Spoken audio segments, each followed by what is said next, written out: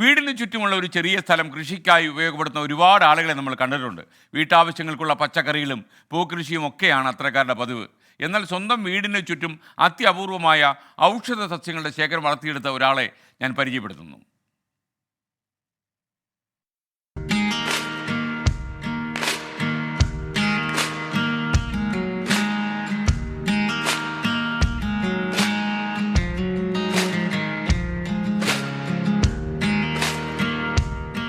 തിരുവനന്തപുരം കൊല്ലം ജില്ലാ അതിർത്തി പ്രദേശം. സ്ഥലം കൃത്യമായി പറഞ്ഞാൽ കിളിമാനൂർ ഇരട്ടക്കുളം. അവിടെ ഈ കൊച്ചു വീട്ടിൽ 65-കാരനായ ടാപ്പിംഗ് തൊഴിലാളി ഗോപിനാഥനും കുടുംബവും താമസിക്കുന്നു. ആ വീടും ചുറ്റുമുള്ള പ്രദേശവും ചേർന്ന് 50 സെന്റ്.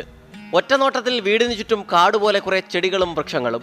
പക്ഷേ അത് ഓരോന്നിനും ഓരോ അത്ഭുതകരമായ പ്രത്യേകതകളുണ്ട്. അപൂർവങ്ങളിൽ അപൂർവമായ ആയുർവേദ സസ്യങ്ങളുടെ കലവറയാണിവിടം. നാട്ടിൽ സാധാരണയായി കണ്ടുവരുന്ന ആയുർവേദ സസ്യങ്ങൾ കുറച്ചുണ്ട്. അതിലേറെ നമ്മുടെ നാട്ടിൽ ആരും കണ്ടിട്ടില്ലാത്ത അത്ഭുത ഗുണങ്ങളുള്ള ഔഷധ ചെടികൾ. രുദ്രാക്ഷം, പതുമുഖം, കർപ്പൂരം, ഊതു തുടങ്ങി സർപ്പഗന്ധി, ആരോഗ്യപ്പച്ച വരെ. അരുത ഇത് അശുദ്ധമായിട്ട് നിന്നാലും നശിച്ചു. ഇത് ആരോഗ്യപ്പച്ച. നമ്മൾ ഒരു കയ്യിൽ കൊള്ളുന്ന ആഹാരം ഇത് കഴിച്ചു കഴിഞ്ഞാൽ നമുക്ക് വിശപ്പില്ലാതെ നടക്കാം. ഇത് വെള്ളക്കൊടുവേലി അല്ലേ? വെള്ളക്കൊടുവേലി, വള്ളിച്ചുണ്ട. ഇത് ഉപയോഗിക്കുന്നത് കഫക്കെട്ടിന്. ഇത് അയ്യപ്പാനെന്നും പൊൻകൈ തോന്നിയെന്നും പറയും ആൾക്കാർ. മൃതസഞ്ജീവനി എന്നും പറഞ്ഞ് ഇഷ്ടംപോലെ പറ്റിച്ച് വയ്ക്കുന്നുണ്ട്. ഇത് മൂട്ടിപ്പഴം. ഇതിൻ്റെ മൂട്ടിൽ നിന്ന് വള്ളി പോലെ വന്നിട്ട് അതിൽ കാ പിടിക്കും. കാരണം വനത്തിലുള്ളതാണ്. അപൂർവമായിട്ടുള്ള ഒന്ന് കർപ്പൂരമരം, പിന്നെ രുദ്രാക്ഷമരം, വള്ളിച്ചുണ്ട, പാൽക്കായം, ആരോഗ്യപ്പച്ച, കാട്ടുനെല്ല്, അണലി വേഗം, കാട്ടുകുരുമുളക്, തിപ്പലി, ഇതെല്ലാം വളരെ അപൂർവമായിട്ടാണ്. ഇത് കൂടുതലും പല നഴ്സറികളിൽ നിന്നാണ് കൂടുതലും ഞാൻ കിട്ടിക്കൊണ്ടിരിക്കുന്നത്. കാരണം എവിടെ നല്ല നഴ്സറി ഉണ്ടെങ്കിലും ഞാൻ അവിടെ പോകുന്നൊരു പതിവുണ്ട്. ശീലത്തിലേക്ക് വന്നത് നേരത്തെ തന്നെ എനിക്ക് അലോപ്പതിയോട് അത്ര വലിയ താല്പര്യമുള്ളതല്ല, ആയുർവേദത്തിനായിരുന്നു താല്പര്യം. അപ്പോൾ അങ്ങനെ അതിലേക്ക് ആയി വന്നപ്പം ഈ വൈദ്യർ മറ്റേ സുദർശനം വൈദ്യരുമായിട്ടൊക്കെ ബന്ധപ്പെട്ട് വന്നപ്പം വൈദ്യർക്ക് ഇത് കൂടുതൽ കളക്ട് ചെയ്ത് നട്ടുപിടിപ്പിക്കുന്നതിനുള്ള സൗകര്യക്കുറവുണ്ട്.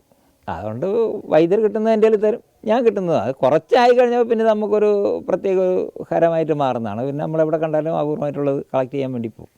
ആയുർവേദ വൈദ്യനായ സുദർശനനാണ് ഈ ഔഷധ കൃഷിക്കുള്ള ഗോപിനാഥൻ്റെ കരുത്ത്.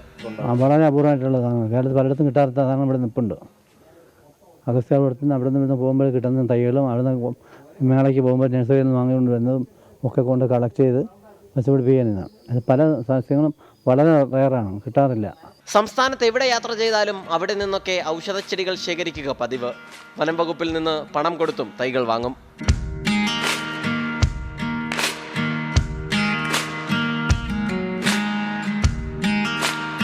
ഒറ്റക്കാഴ്ചയിൽ ഇതൊരു കൊടും കാട്, പക്ഷേ ഉള്ളിൽ ഔഷധങ്ങളുടെ കലവറ. ഒന്നും കച്ചവടത്തിനല്ല, സ്വന്തം ആരോഗ്യ പരിപാലനത്തിന്.